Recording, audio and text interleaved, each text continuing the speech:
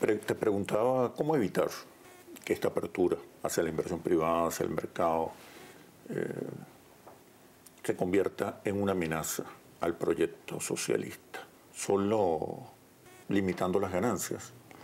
No, yo creo que hay que hacerlo de varias formas. Primero, hay que conducir esa inversión hacia los sectores que son decisivos, sobre todo en el caso de las grandes inversiones. Eso es fundamental. Hay que dar, por lo tanto, espacios e incentivos hacia aquellos sectores que el Estado entiende que son decisivos para el país. Eso es fundamental. Eso es fundamental. Lo otro, evidentemente, es que la acumulación es fundamental en el proceso de reproducción del capital y de crecimiento del capital. Y el Estado tiene que incidir en ese proceso, tratando de redistribuir esas utilidades hacia toda la sociedad. Obviamente, ahí hay muchísimo espacio de cómo hacerlo. Por la vía de los impuestos, una de esas vías. Lo importante es que esos impuestos no sean desincentivos después para seguir produciendo y que su reversión hacia la sociedad sea explícita, clara y transparente. Eso es fundamental. Pero evidentemente en esta época en la que estamos no podemos prescindir de la inversión extranjera directa. Hay que saber usarla de esa manera. Hay que indicarla, hay que guiarla y hay que después beneficiarse de los beneficios de esa inversión extranjera. Las clases medias, ¿qué papel juegan en este proceso? Pues yo pienso que deben jugar un papel muy importante. Tener un sector medio poderoso es importante porque tiene un impacto fundamental en la demanda y en la calidad de la demanda, que es fundamental. Al final la economía es como un ser vivo. Es según lo que coma y se alimente.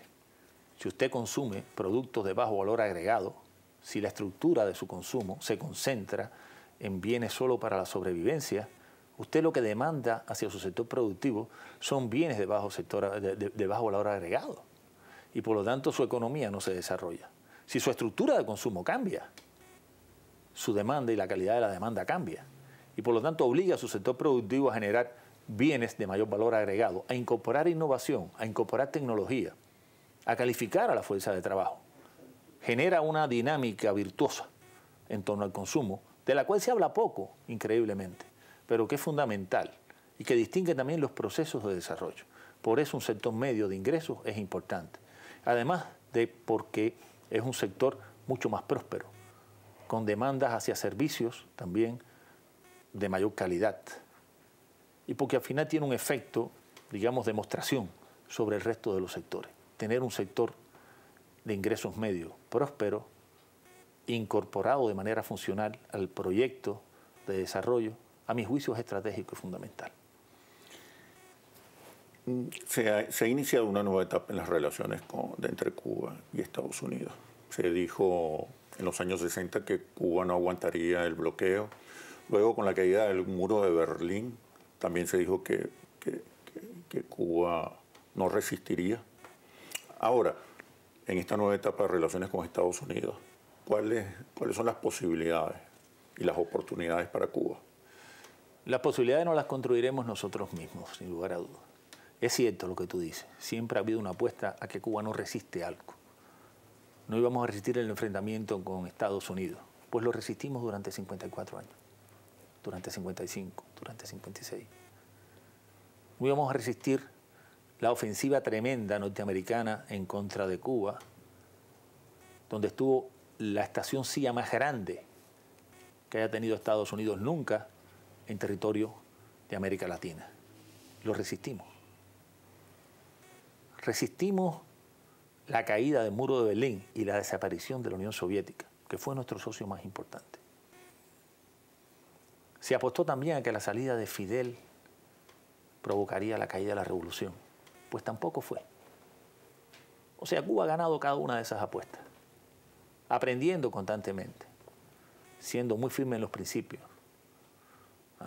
contando con la voluntad del pueblo, sin lugar a dudas. Hoy hay mucha gente que apuesta a que Cuba no resistirá esa invasión pacífica de Estados Unidos. Sí. Yo creo que quienes lo hacen desconocen un poco la historia de nuestro pueblo, de nuestro país. Y no la historia reciente, después de la revolución, incluso la historia anterior a la revolución. Hay que entender que Cuba tuvo una relación casi umbilical con Estados Unidos hasta el año 1959. Y sin embargo conservamos nuestros valores, nuestra cultura, nuestro amor por nuestro país. Eso se conservó, no sucumbimos a esa invasión pacífica en su primera etapa, que tuvo como precedentes invasiones militares a inicios del siglo, que conte. Las invasiones ahora son más sofisticadas. Ahora son más sofisticadas e ideas. Pero hemos aprendido más. Y yo creo que tenemos una historia que contar y de la cual aprender. Una historia de la cual se puede beber sin lugar a duda para construir este país que queremos construir ahora en estas nuevas condiciones, que tiene muchísimas oportunidades para Cuba, sin lugar a duda, y que tiene muchísimos retos para el país también. Es un proceso largo, sin lugar a dudas también. Venimos de 50 y tantos años con muy pocas relaciones. Cuba es un país pequeño, subdesarrollado, que no es rico en recursos naturales, con una economía que no está suficientemente sólida hoy. Estamos intentando construirla y de pronto se nos aparece quien pudiera ser un gran socio a solo 90 millas del país. Es algo que a veces no se entiende bien, porque a veces la gente no entiende bien la geografía, pero mira qué cosa más paradójica. En La Habana se podrían comprar productos en los almacenes de la Florida que están más cerca que los almacenes que pudiéramos tener en Santiago de Cuba. Hay 7 veces o 8 veces la distancia. Fíjate qué paradójico es esto, ¿no? Qué difícil es manejar. Es un ejercicio tremendo el que tendrá que hacer nuestro gobierno, el actual y el futuro, para no repetir errores e historias en las que ya caímos de dependencia unilateral, total y absoluta. Tanto en un tiempo de Estados Unidos como en otro de la Unión Soviética. Es un ejercicio difícil, pero no vamos a renunciar a hacerlo. En términos reales, concretos, no solo ideológicos, ¿cuál es la sociedad socialista a la que aspira Cuba en este siglo XXI? Es una pregunta como para premio Nobel, ¿no? Pero yo te diría, resumen, aspiramos a una sociedad, por lo menos desde mi perspectiva, a una sociedad realmente donde las personas, sobre todo, puedan desarrollarse de una manera amplia en base a su trabajo y a su contribución al país, desde todos los sectores, desde todas las formas de propiedad, desde todos los niveles de educación. Aspiramos a una sociedad donde la gente tenga oportunidades iguales para poder crecer y donde tenga retribuciones desiguales en función de su aporte a la sociedad y a la economía del país. El presidente Raúl Castro hablaba de una sociedad más igualitaria, pero quizás menos justa. Hablaba de una sociedad menos igualitaria, pero quizás más justa. Ajá.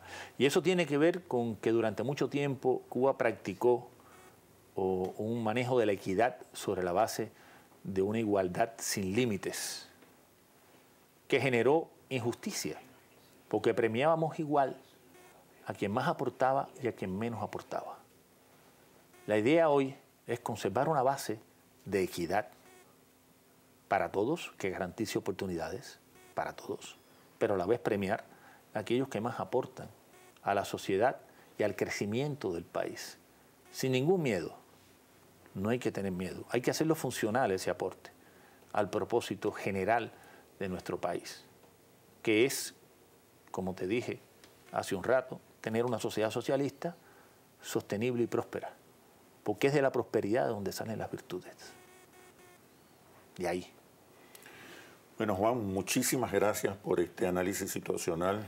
Te espero nuevamente para otro debate. Yo creo que América Latina, Venezuela fundamentalmente en este momento, debería escuchar tus reflexiones. Yo te agradezco mucho la invitación. Ha sido un placer estar acá contigo y como que no estoy a tu disposición para en otro momento venirte a Caracas.